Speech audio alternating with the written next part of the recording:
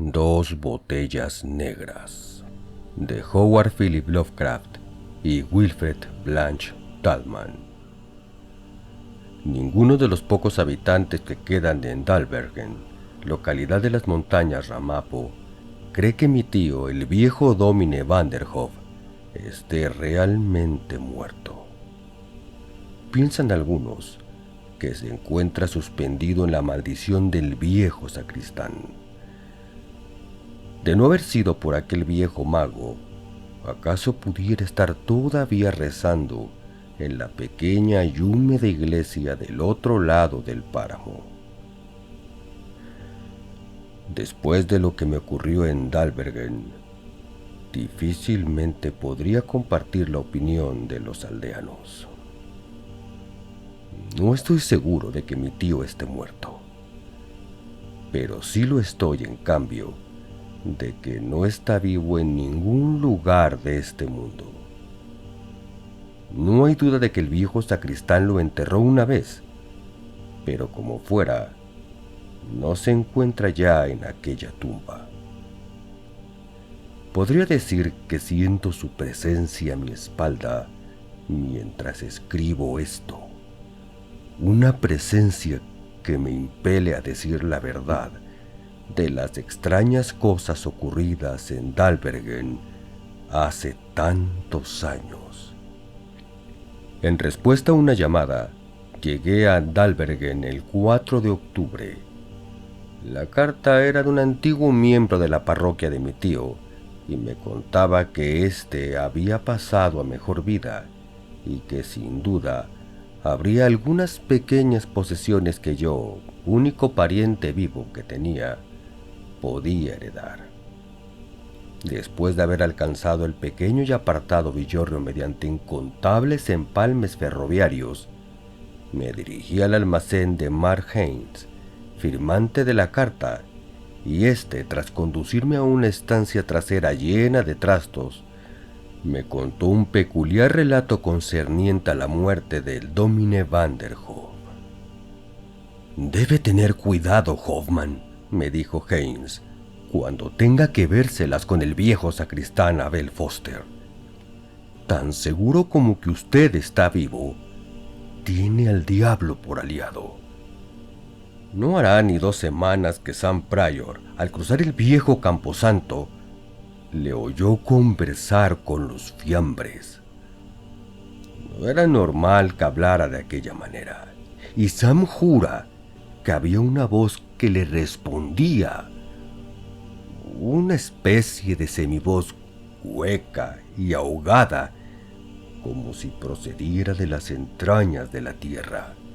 Y otros hay que pueden decirle a usted que le han visto plantado delante de la tumba del viejo Domine Slot, la que está pudriéndose junto a la pared de la iglesia, frotándose las manos y hablando al musgo de la lápida como si ese fuera el viejo Domine en persona. Según Haynes, el viejo Foster había llegado a Dalberger unos 10 años atrás y había sido contratado inmediatamente por Vanderhoff para que se hiciera cargo de la húmeda iglesia de piedra a la que acudían casi todos los aldeanos. Era un tipo que no agradaba a nadie que no fuera Vanderhoff mismo, ya que su presencia despertaba sugerencias rayanas en lo siniestro. Cuando la gente entraba en la iglesia, él solía quedarse junto a la puerta. Los hombres le devolvían fríamente su servil saludo, en tanto que las mujeres rehuían su gesto y se hacían las sayas a un lado para evitar su contacto.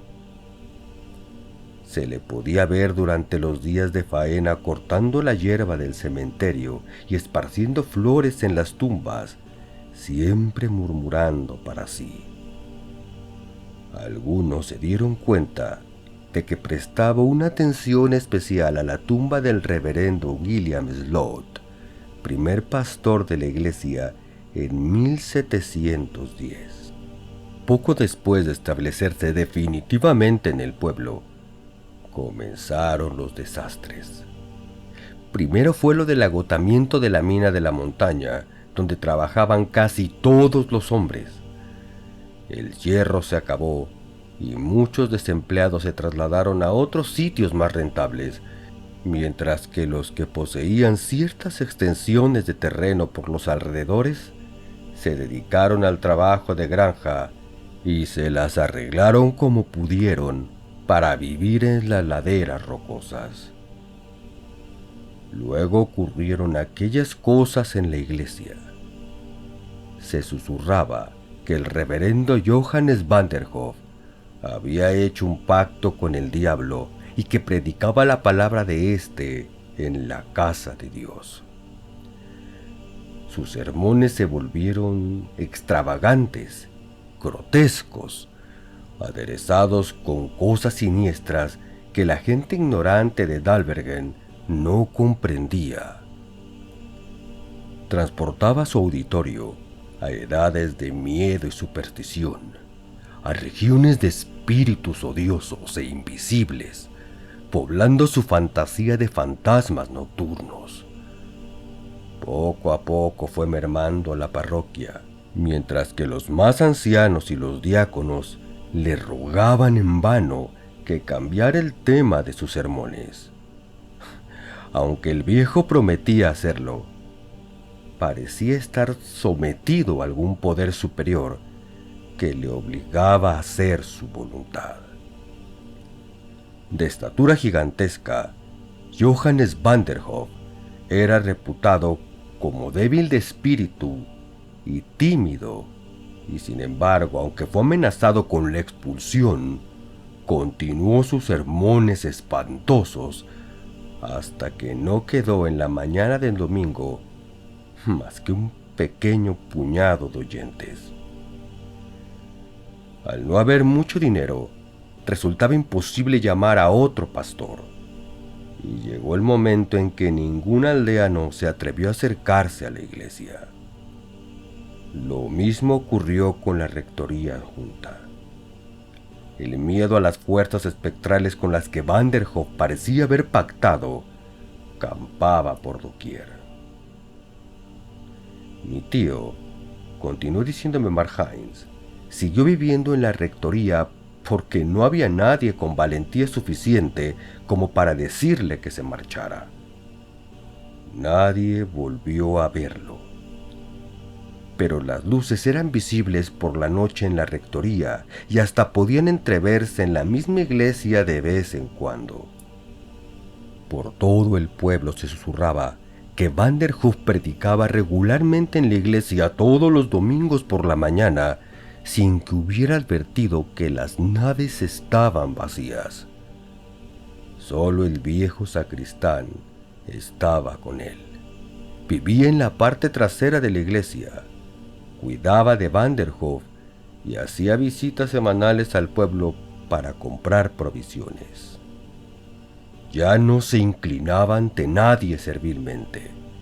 Lejos de ello, parecía incubar algún odio demoníaco que no se cuidaba mucho en ocultar. No hablaba con nadie, salvo con quien era necesario al efectuar sus compras, y cuando caminaba por la calle ayudado de un bastón con el que golpeaba el empedrado irregular, miraba a derecha y a izquierda con los ojos llenos de maldad. Combado y arrugado por la edad, cualquiera podía notar su presencia cuando se acercaba. Tan poderosa era aquella personalidad que, según los rumores, había hecho que Vanderhoff se pusiera bajo la tutela del diablo.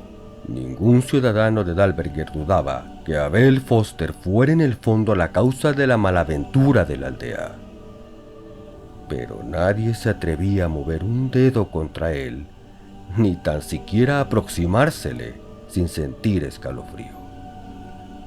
Su nombre, así como el de Vanderhoff, no era mencionado nunca en voz alta. Siempre que se sacaba a colación la iglesia que estaba del otro lado del páramo, se hacía entre susurros, y si ocurría que la conversación era por la noche, los susurradores lanzaban miradas de desconfianza por encima del hombro para asegurarse de que no había nada informe o siniestro en la oscuridad que pudiera ser testigo de sus palabras. El camposanto seguía tan verde y hermoso como cuando la iglesia estaba en funcionamiento, y había flores en las tumbas tan cuidadosamente dispuestas como en tiempos pasados. A veces podía verse trabajar allí al viejo sacristán, como si todavía recibiera algún estipendio por sus servicios, y quienes se atrevían a acercarse decían que mantenía una continua conversación con el diablo y los espíritus que rondaban dentro de las tapias del cementerio. Una mañana, Foster fue visto cuando cavaba una tumba donde el chapitel de la iglesia vuelca su sombra a la caída de la tarde, antes de que el sol se oculte tras el cerro y sumerja a todo el pueblo en la penumbra. Poco después, la campana de la iglesia, muda desde hacía meses, dobló suavemente durante media hora. Alrededor del ocaso, los que observaban desde lejos vieron que Foster sacaba un ataúd de la rectoría ayudándose de una carretilla.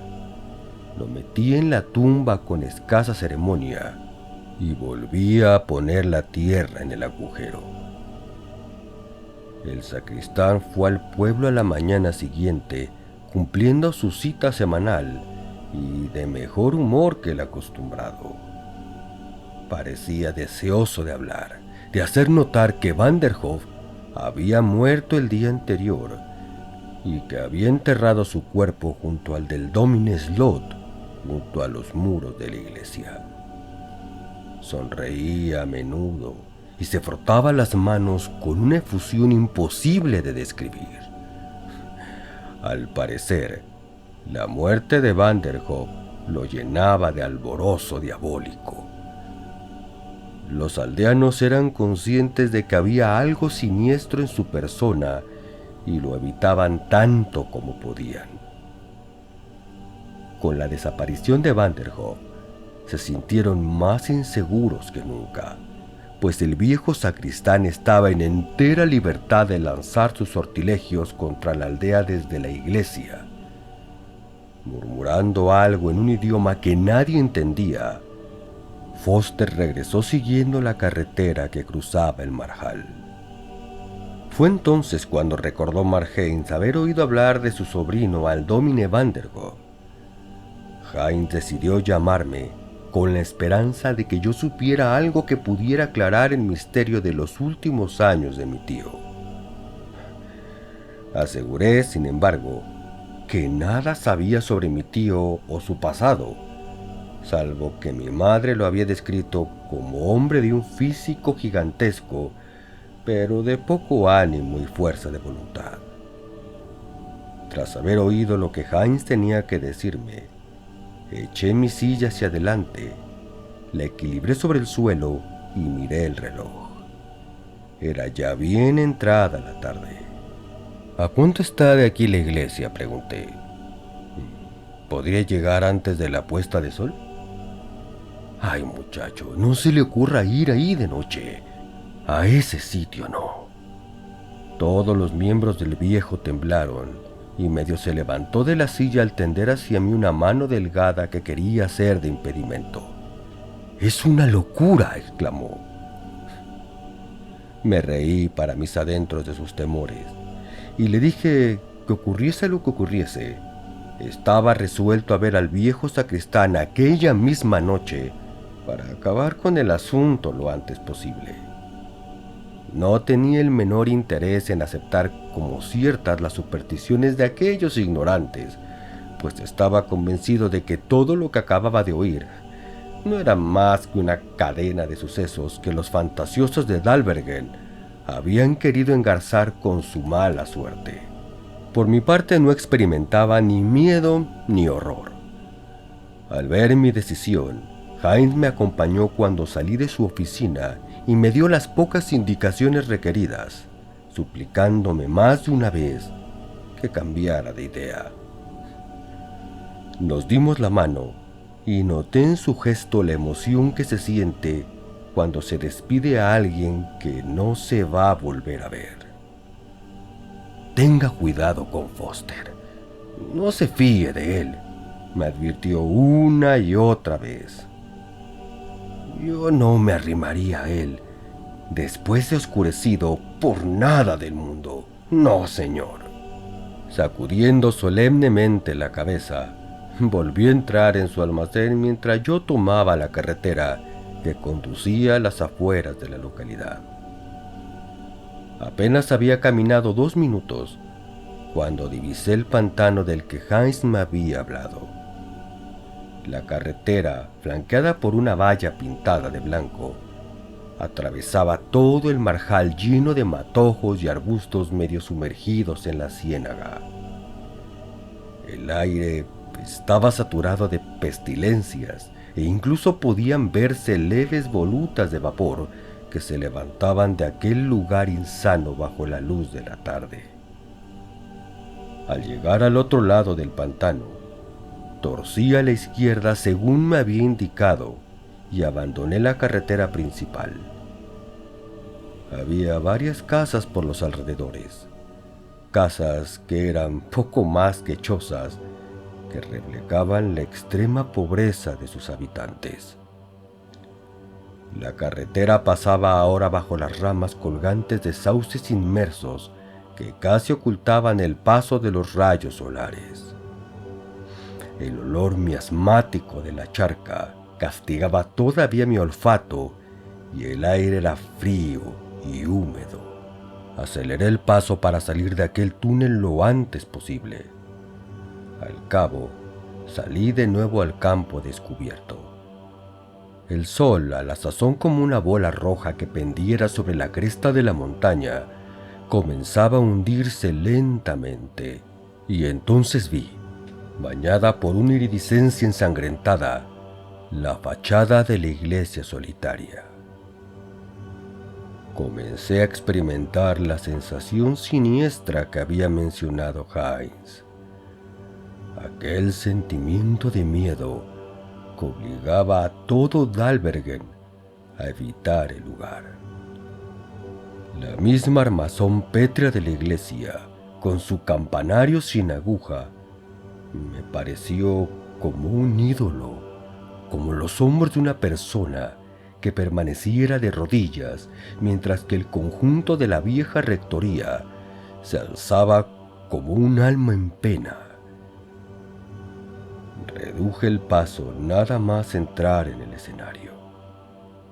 El sol estaba desapareciendo tras la montaña rápidamente y el aire húmedo me producía escalofríos. Me subí el cuello del abrigo y seguí andando. Al lanzar una nueva mirada escudriñadora, me percaté de algo. Había un objeto blanco protegido por la sombra de la iglesia, un objeto que me pareció exento de forma definida. Aguzando la vista a medida que me aproximaba, vi que se trataba de una cruz de madera nueva que coronaba un montoncillo de tierra removida hacía poco. El descubrimiento me produjo un nuevo escalofrío. Me percaté de que debía ser la tumba de mi tío, pero algo me dijo que no era igual que las tumbas que había junto a ella. No parecía la tumba de un muerto. En cierto modo intangible, se hubiera dicho que era una tumba viva, si es que se puede calificar de viva a una tumba. Muy pegada a ella, según vi al acercarme, había otra tumba, un montículo viejo con una losa desmoronada encima. Pensé que se trataba de la tumba del Domine Slot, recordando la historia que me contara Heinz. No había señales de vida por los alrededores. Bajo la luz del atardecer, subí el terraplén en que se alzaba la rectoría y golpeé la puerta. No hubo respuesta. Rodé el edificio y miré por las ventanas. El lugar entero parecía desierto. La sombra de las montañas había hecho caer la noche con la repentina ocultación del sol. Me di cuenta de que podía ver poco más que lo que estaba a unos pies delante de mí. Avanzando con mucha precaución, doblé una esquina del edificio y me detuve preguntándome qué haría a continuación. Todo estaba en calma. No había ni el menor soplo de viento, ni tampoco oía los ruidos que suelen hacer los animales en sus refugios nocturnos. Todo lo odioso parecía haberse esfumado, pero en presencia de una calma tan sepulcral, afloraron de nuevo mis aprensiones. Imaginé que el aire estaba lleno de espíritus fantasmales que me rodeaban y hacían el aire casi irresistible. Me pregunté por centésima vez, ¿dónde estaría el viejo sacristán? Ahí estaba yo, medio esperando que brotara algún demonio de las sombras, cuando advertí el resplandor de dos ventanas iluminadas en la torre de la iglesia. Recordé entonces que Jaime me había dicho que Foster vivía en la parte trasera del edificio. Avanzando con cautela en la negrura, di con una puerta lateral entornada. El interior olía a moho.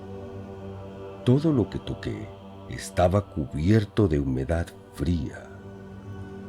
Encendí una cerilla y me puse a explorar a fin de descubrir si podía un camino que me llevara al campanario. Entonces me detuve en seco. Por encima de mí se deslizó un retazo de canción ruidosa y obscena, entonada con una voz profundamente gutural. La cerilla me quemó los dedos y la apagué. Dos alfileres de luz taladraron la oscuridad en el muro delantero de la iglesia y debajo de ellos, a un lado, pude ver el perfil de una puerta por cuyas grietas se filtraba la luz. La canción cesó tan bruscamente como había comenzado y de nuevo reinó el silencio. El corazón me latía con fuerza y la sangre me presionaba las sienes. De no haber estado petrificado por el miedo, habría salido de estampida inmediatamente. No me entretuve en encender otra cerilla. Seguí caminando en la oscuridad hasta que llegué ante la puerta. Tan profunda era la depresión de mi ánimo que me pareció estar comportándome como en un sueño. Mis actos eran casi involuntarios. La puerta estaba cerrada según descubrí al manipular el pomo. La golpeé unas cuantas veces, pero no obtuve respuesta. El silencio era tan completo como antes. Tanteando en los bordes de la puerta, di con las bisagras, quité los pernos y dejé que la puerta cayera hacia mí. Vi un tramo de escalera inundado por una luz suave y olisqué un asqueroso tufo a whisky. Podía oír ya el movimiento que alguien hacía en el campanario. Al aventurar un saludo en voz no muy alta, me pareció recibir un gruñido por respuesta y comencé a subir los peldaños con precaución. La impresión que me produjo aquel lugar non santo fue ciertamente extraña. Esparcidos por la pequeña habitación había libros y manuscritos viejos y polvorientos, objetos extraños que debían de datar de fecha remotísima. Colocados en estante que llegaban al techo, pude ver cosas horribles en frascos y botellas de cristal, serpientes, lagartos y murciélagos. El polvo, el moho y las telarañas lo llenaban todo. En el centro, detrás de una mesa en la que había un candil encendido, una botella de whisky casi vacía y un vaso, había una figura inmóvil con cara arrugada y delgada y ojos feroces que me miraban con una mirada muerta. Reconocí enseguida a Abel Foster, el viejo sacristán. Cuando me aproximé temerosamente a él, no hizo el menor movimiento ni articuló ningún sonido. ¿El señor Foster?, pregunté temblando con miedo al oír el eco de mi voz resonando en los estrechos confines de la estancia. No hubo respuesta ni tampoco ningún movimiento. Me pregunté si no estaría tan borracho que se hubiera vuelto insensible y rodé la mesa para sacudirlo por el hombro. Nada más ponerle la mano encima, el extraño viejo saltó de la silla con un espasmo de terror. Sus ojos, que mantenían aún la mirada perdida, me buscaron. Retrocedió haciendo aspavientos. ¡Atrás!, gritó. ¡No me toque! ¡Lárguese! ¡Lárguese! Vi que estaba borracho y conmocionado por alguna especie de terror sin nombre. Empleando un tono suave, le dije quién era yo y por qué estaba allí. Pareció entender vagamente y volvió a dejarse caer en la silla, abatido e inmóvil. Creí que usted era él, murmuró. Creí que era él que regresaba. Lo ha estado intentando salir desde que lo puse allí. Su voz se alzó como un grito y se agarró a la silla con fuerza. Quizás haya salido ya. Quizás haya salido. Miré alrededor, medio esperando ver alguna forma espectral subiendo la escalera. ¿Quién tiene que salir?, pregunté. Vanderhoof, dijo estremeciéndose. La cruz que hay en su tumba se cae por la noche. Cada mañana encuentro removida la tierra y se hace cada vez más difícil allanarla. Saldrá y yo no podré hacer nada por evitarlo. Conteniéndolo, me senté en un cajón cerca de él. Estaba temblando, presa de un terror mortal, y la saliva le resbalaba por las comisuras de la boca. De vez en cuando me asaltaba aquella sensación de terror que Heinz me había descrito al hablarme del viejo sacristán. Ciertamente, había algo siniestro en aquel tipo. Su cabeza estaba vencida sobre el pecho y parecía más calmado, mientras que murmuraba para sí. Me levanté despacio y abrí una ventana para despejar el aire del hedor a moho y whisky. La luz de la luna que se levantaba en aquel instante volvía un tanto visibles los objetos de abajo. Alcanzaba a ver la tumba del Dómine Vanderhoof desde donde me encontraba, y parpadeé un par de veces mientras aguzaba la vista. La cruz estaba inclinada. Recordé haberla visto vertical una hora antes. El miedo volvió a apoderarse de mí. Me volví con rapidez. Foster me estaba mirando. Su mirada parecía más cuerda que antes. Así que usted es el sobrino de Vanderhoof, murmuró con tono nasal. Bueno, entonces puede saberlo usted todo. Dentro de nada vendrá a buscarme y lo hará tan pronto pueda salir de su tumba. Será mejor que se lo cuente todo ahora que puedo. El terror parecía haberle abandonado. Se dijera que se había resignado a algún destino terrible que esperaba se cumpliera de un momento a otro. Dejó caer la cabeza sobre el pecho otra vez y prosiguió su murmullo con un monótono tono nasal. Ve todos estos libros y papeles. Bueno, pues pertenecieron al Domine Slot. Al Domine Slot, que estuvo aquí hace años. Todas estas cosas sirven para hacer magia. La magia negra que el viejo Domine sabía hacer antes de llegar a este lugar. Solía quemarlas y hervirlas con aceite para ver qué pasaba. Pero el viejo Slot sabía cosas y no fue a decírselo a nadie. Sí, señor. El viejo Slot solía predicar aquí hace varias generaciones y solía subir a este sitio para estudiar sus libros y usaba todas estas cosas de los frascos y pronunciaba frases mágicas y otras cosas, pero no dejaba que nadie lo supiera.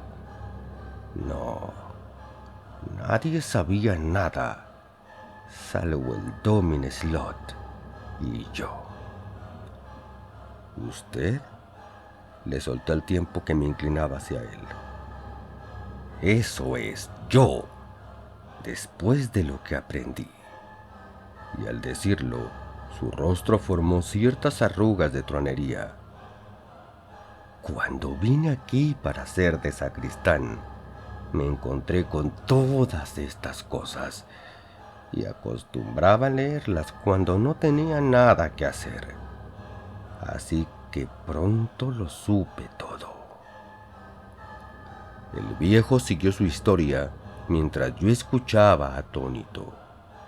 Me dijo que había aprendido las difíciles fórmulas de la demonología, así que mediante encantamientos podía formular sortilegios que afectaban a los seres humanos. Había practicado horribles ritos ocultos propios de un credo infernal, lanzando el anatema sobre la aldea y sus habitantes. Enloquecido de deseo, quiso hacer caer la iglesia bajo sus hechizos, pero el poder de Dios era demasiado fuerte. Dado que Johannes van der Hoff era débil de voluntad, lo embrujó para que predicara sermones extraños y místicos que llevaran el miedo a los sencillos corazones de la gente del lugar. Desde aquella habitación del campanario, dijo, detrás de una pintura de la tentación de Jesús que adornaba la pared trasera de la iglesia, observaba a van der Hoff mientras éste predicaba por medio de ciertos agujeros que correspondían a los ojos del diablo en la pintura. Aterrorizada por las extrañas cosas que sucedían, la congregación fue disolviéndose y Foster se encontró con que podía hacer lo que le venía en gana en la iglesia y con van der Hoff. Pero, ¿qué le hizo a él?, pregunté con voz hueca cuando el viejo sacristán hizo una pausa. Rompió a reír con un cloqueo y echó hacia atrás la cabeza con alegría de borracho. «Cogí su alma», aulló en un tono que me hizo temblar. «Cogí su alma y la puse en una botella, en una botellita negra, y lo enterré. Pero no tiene alma y no puede ir al cielo ni al infierno. Por eso intenta ir tras ella. Por eso quiere salir ahora de su tumba. Es un hombre muy fuerte y puedo oírle mientras se abre paso en la fosa». Según hablaba, me convencía cada vez más de que me estaba contando la verdad y no una fantasía alcohólica. Cada detalle encajaba con lo que Heinz me había dicho. El miedo crecía en mi interior a pasos agigantados. Delante de aquel viejo brujo sacudido por una risa demoníaca, me sentí tentado de lanzarme escaleras abajo y salir zumbando de aquellos alrededores maldecidos. Para calmarme, Me levanté y me acerqué de nuevo a la ventana. Los ojos estuvieron a punto de salírseme de las órbitas cuando vi que la cruz de la tumba de Vanderhoff había cortado su ángulo con el suelo desde la última vez que la viera. Apenas alcanzaba ya 45 grados. ¿No podíamos sacar a Vanderhoff y devolverle su alma?, pregunté casi sin aliento, intuyendo que había que hacer algo enseguida. El viejo se levantó lleno de espanto. «No, no, no, no, no, no», gritó. «Me mataría. He olvidado la fórmula. Y si sale, vivirá aunque sea sin alma. Nos mataría a ambos». «¿Dónde está la botella que contiene su alma?», pregunté avanzando amenazadoramente hacia él. Intuía que estaba a punto de ocurrir algo espectral y que yo debía hacer todo lo que estuviera a mi alcance por impedirlo. «No te lo diré, Mozalbete», gruñó. Intuí más que vi una curiosa luminosidad en sus ojos mientras retrocedía hacia un rincón. «Y no me toques, o lamentarás haberlo hecho». Di un paso al frente, advirtiendo que en un estante que había a su espalda había 2 botellas negras. Foster murmuró unas palabras peculiares en voz baja y canturreante. Todo comenzó a emborronarse ante mis ojos, y algo que había en mi interior parecía pujar por salir, amenazando llenar mi garganta. Sentí que se me debilitaban las rodillas. Lanzándome hacia adelante, agarré por el cuello al viejo sacristán y con la mano que me quedaba libre traté de coger las botellas, pero el viejo cayó hacia atrás. Golpeó con el pie una de las botellas y ésta cayó al suelo mientras me hacía con la otra. Hubo un brote de llama azul y un olor sulfuroso llenó la habitación. De los vidrios rotos surgió un vapor blanco que se lanzó hacia la ventana. «Maldito seas, ladrón», dijo una voz que parecía lejana y apagada. Foster, a quien había soltado en el momento de romperse la botella, estaba acurrucado contra la pared y daba la sensación de ser más menudo y estar más amedrentado que antes. Su rostro se volvía lentamente de color verdinegro. «Maldito seas», dijo la voz de nuevo, que sonó muy extraña para proceder de sus labios. «Estoy perdido. La que había ahí era la mía. La secuestró el Domine Slot hace 200 años. Resbaló hasta el suelo, mirándome con ojos de odio que disminuían rápidamente. Su carne blanca volvióse negra y luego amarilla. Vi con horror que su cuerpo parecía desintegrarse y que sus ropas se desplomaban formando pliegues nítidos.